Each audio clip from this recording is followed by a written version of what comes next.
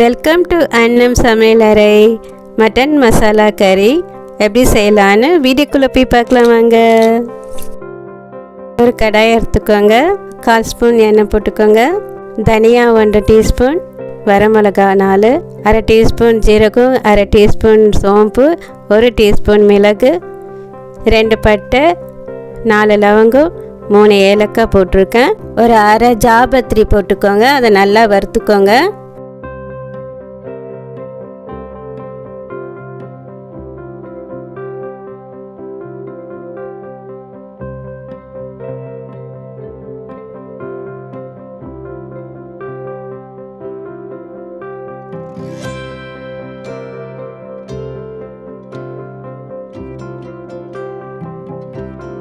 Colour நல்லா மாறிடும்.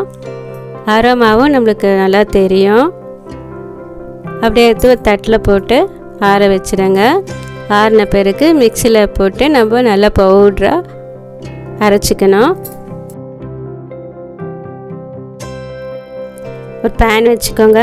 அதில் 1 டீஸ்பூன் எண்ணெய் ஊற்றிக்கோங்க. வெங்காயம் 2 வெங்காயம் நான் கட் பண்ணி நீட்டாக கட் பண்ணி போட்டிருக்கேன். தக்காளியும் 2 தக்காளி கட் பண்ணி போட்டிருக்கேன். 2 பச்சை மிளகா, 10 பல் பூண்டு, 1/2 இன்ச்சு இஞ்சி கட் பண்ணி போட்டிருக்கேன். அது நல்லா வதங்கட்டும். அப்புறம் ஒரு தேங்காய் பத்தை சின்னதாக கட் பண்ணி அதில் போட்டு வதக்கிக்க வேண்டியது தான். தக்காளி கொஞ்சம் லைட்டாக வதங்கினா போதும். அது வேற வரைக்கும் வதக்கினா போதும்.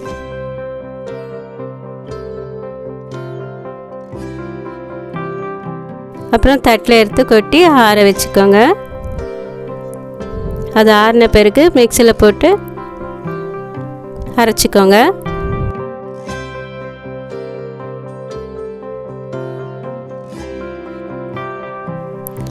அடுத்ததாக குக்கர் வச்சுக்கோங்க. குக்கர் சூடானதும் 4 டீஸ்பூன் எண்ணெய் ஊற்றிக்கோங்க. ஒரு பிரியாணி இலை, 1/2 டீஸ்பூன் சோம்பு, 15 சின்ன வெங்காயம் போட்டுக்கோங்க. நல்லா வதக்கிக்கோங்க.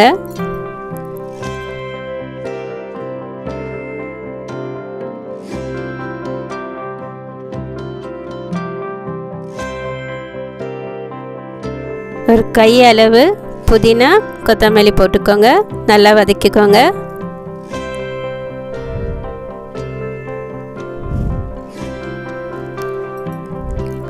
அடுத்ததாக உப்பு போட்டுக்கோங்க, தேவையான அளவு.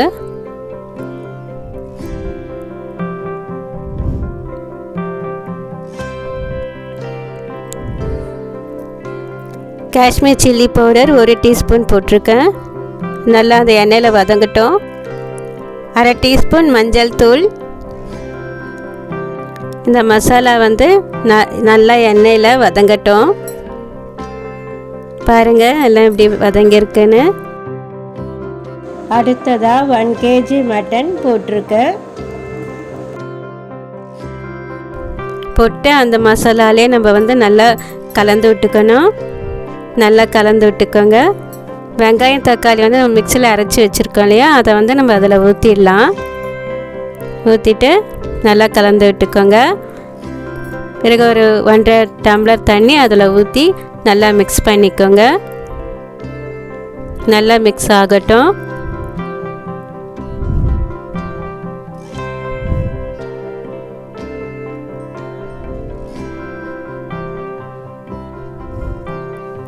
நல்லா மிக்ஸ் பண்ண பாருங்கள் எண்ணெய்லாம் எவ்வளோ நல்லா விடுது பாருங்கள்.